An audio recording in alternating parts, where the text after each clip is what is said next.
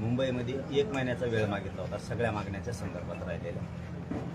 आज म्हणजे उद्याच्या 29 तारखेला, उद्याच्या म्हणतोय मी, मेच्या 10 महिने पूर्ण व्हायला लागले। 8 महिने नाही तर 10 महिने पूर्ण व्हायला लागले। 10 महिने वेळ दिला, कारण आपण 29 ऑगस्टला मुंबईत गेलो होतो।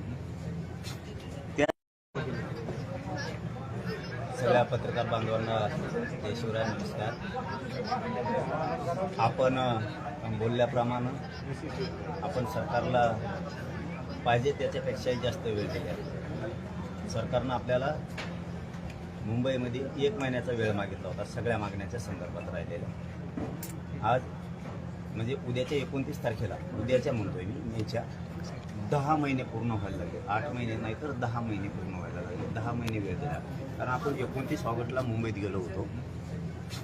त्याच धर्तीवरती आत्तापर्यंत जवळपास 10 महिने वेळ दिला। याच्यापेक्षा किती वेळ द्यायचा मला एक गोष्ट कळत नाही आहे, की जाणून बुजून गोरगरीब मराठ्यांच्याच लेकरांवरती का अन्याय केला जातो। म्हणून मी आता खूप कठोर भूमिकेवरती आलो आहे। मला ते नाविलाज आहे, त्या पद्धतीचा निर्णय घ्यावा लागतोय। मला कुणाला दोष द्यायची इच्छा नाही आणि द्यायचा पण नाही, कारण आपल्या लेकराला, समाजाला जर मिळतच नसेल तर मग आपण आता कठोर भूमिका घेणं गरजेचं आहे। आपण जे घोषित केलं होतं, कारण मी डायरेक्ट विषयाकडेच येतो।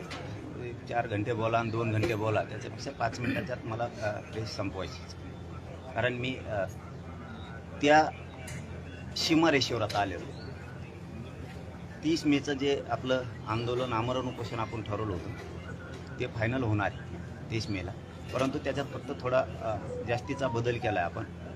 ते आमरण उपोषण आपण फॅनमध्ये, सावलीत, मंडपात बसून आपण ते काय आणखीन सुविधा करून करत होतो ना, समजा सगळे तसंच करतात, मीच नाही तर सगळे तसं करतात। मला अंतिम टोकाचं आणि कठोर आमरण उपोषण करायचं आहे। रखरखत्या उन्हात मी हे उपोषण बाश टाकून करणार आहे। ना कुठलं पाणी, ना कुठलं जेवण, ना पायात चप्पल घालणार आहे, ना काय करणार। माझ्या शरीरात प्रचंड वेदना आहेत, या जीवाला मी तरसायचं तरी किती दिवस। त्यामुळं जे होईल ते होईल। उष्ण घाताचा बळी गेला तरी देवेंद्र फडणवीसांमुळं गेला, सरकारमुळं गेला।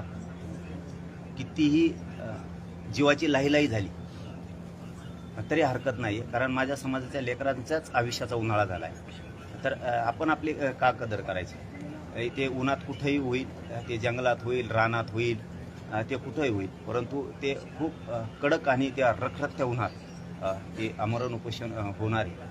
आणि त्या भूमिकेवरती मी आता ठाम आहे। आता शेवटी त्याच्यात किती त्रास होणार आहे, किती जीवाची लाहीलाही होणार आहे, किती कडक ऊन आहे, किती त्रास आहे, किती त्या वेदना होणाऱ्या, याचा मी कसलाही विचार करायचं नाही ठरवलेलं।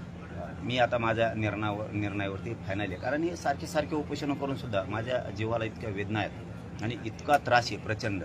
एकदा कुठं ते तुकडा पडू दे, सरकारचा तुकडा पडेल, नाही तर माझ्या जीवाचा तरी पडेल। या